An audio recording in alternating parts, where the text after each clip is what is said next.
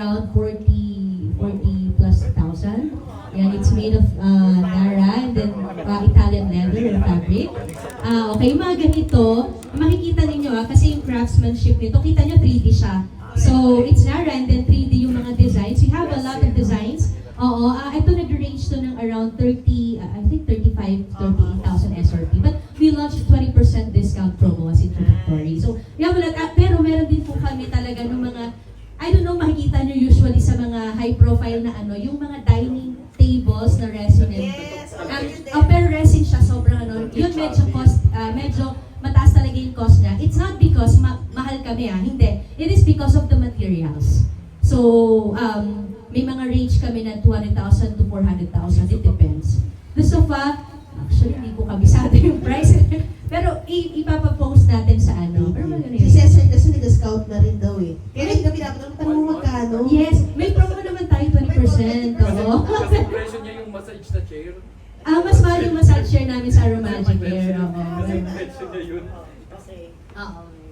Thank you so much. Congrats. Thank you. Anyone else in the media? Si Rose. Miss Rose.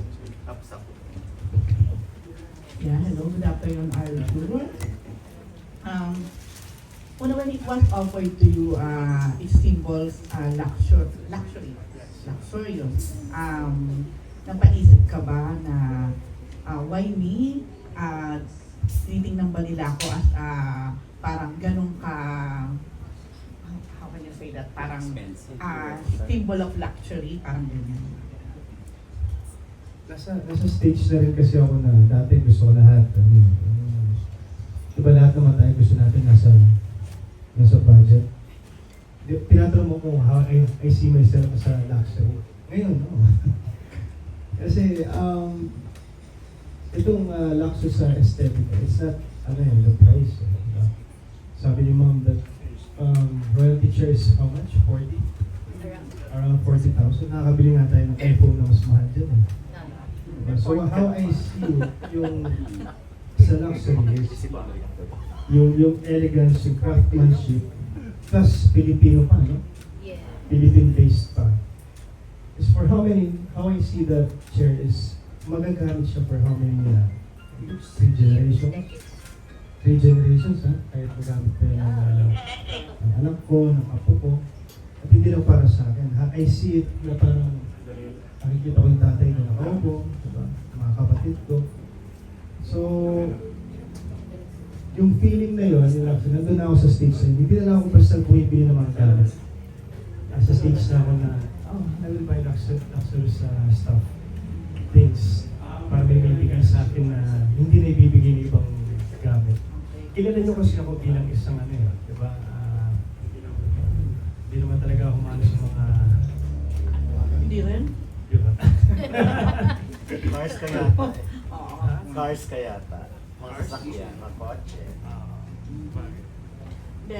So yung sabi nga parang parang pwede mong hand me down na sa mga anak mo o sa magiging amo ko pa. So nandoon ka na sa kaisipan na yun na yung mga pieces of luxurious aesthetica ay pamamana mo talaga sa mga anak mo. Naiisip mo na. Oo, hindi naman tayo basta-basta bibili. As long as, quality nandun, ganda siya, yung feel na nabibigay, that's it. Okay. Jun, sa lahat, sabi nila kanina, favorite eh. Sa lahat ng mga pieces of furnitures ng saan mo nakikita yung sarili mo na mas yun ang nagre-reflect, parang gano'n. Close to your personality. Resonate. It resonates you. So lahat ng furniture is, And why na? dalawa yung nakikita ko. Sa chair is yung royalty chair, and sa sofa, I think yung Grace. Yung pangalan ng sofa is Grace. Kasi aesthetic siya. Mahilig kasi ako sa mga old school na mga looking na gamit. Pero kasi ako yung tingin na if it works, why change it, diba? Parang kung gumagana siya kahit luma yung look niya, Diba? Tapos, maganda siya. Pwede mo. Ganun kasi yung pagka na nag-reflect sa pagkatao. Parang pag may diba, yung stylish na look, kapag nag-work siya, white siya. Okay, kanina sabi mo, nakikita mo yung daddy mo, for example, nakaupo sa royalty chair, parang gano'n. What about kay AJ? Naisip mo na ba, ano kaya ang pwede mong irigalo sa kanya dito? At nai-imagine mo kapag ginagamit na niya? Meron ba kayong bed? Wala. Furniture lang. Talagang ano na Ay, niya? meron to, headboard ng bed. Headboard. Yeah, it's resin, wood resin headboard. To be launched pa rin. Hindi nang naisip ko. Ito. Ay, kung sabi ko na nga eh. Ito yun, pwede kong i-regalo sa kanya. Na nakikita ko. Ma-appreciate ko. Okay. Last, wala bang planong gawing business dito? Open ba kayo sa ganon, ma'am, na kumbaga franchise, ganyan, ikaw, Alcor? Franchise hindi naman po eh. Maybe distributing or distributing the items. Okay. Putting up a showroom for Okay, last question na lang po po.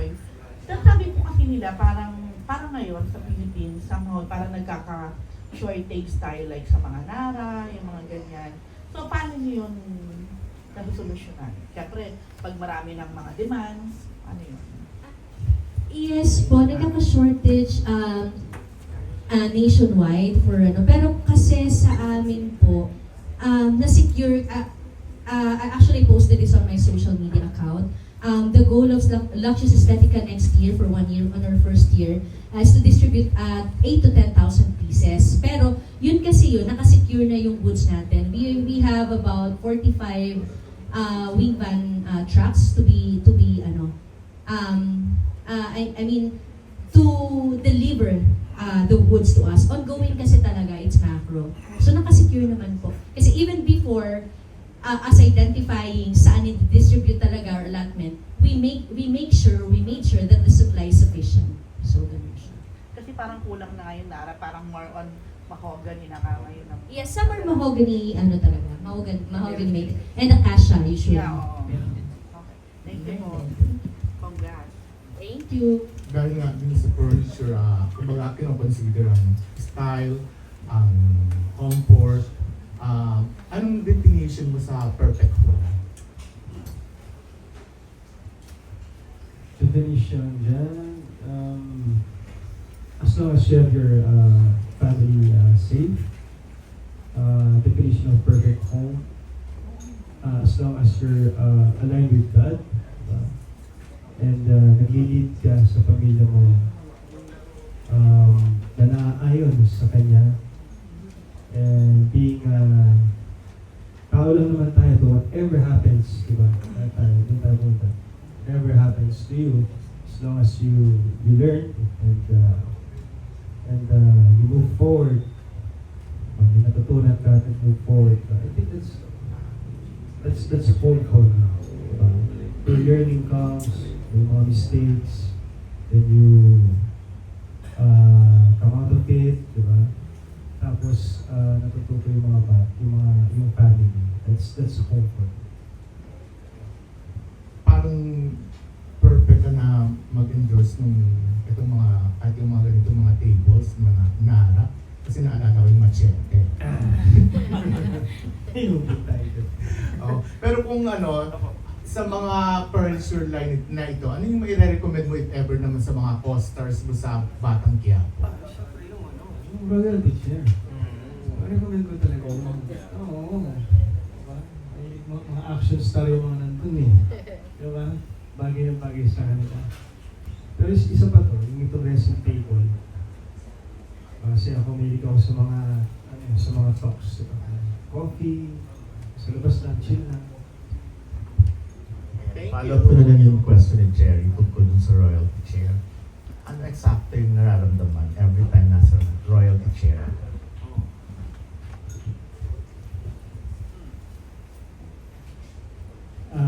Nasabi ko na kanina, pero gusto ko pang pagnilayan ngayon.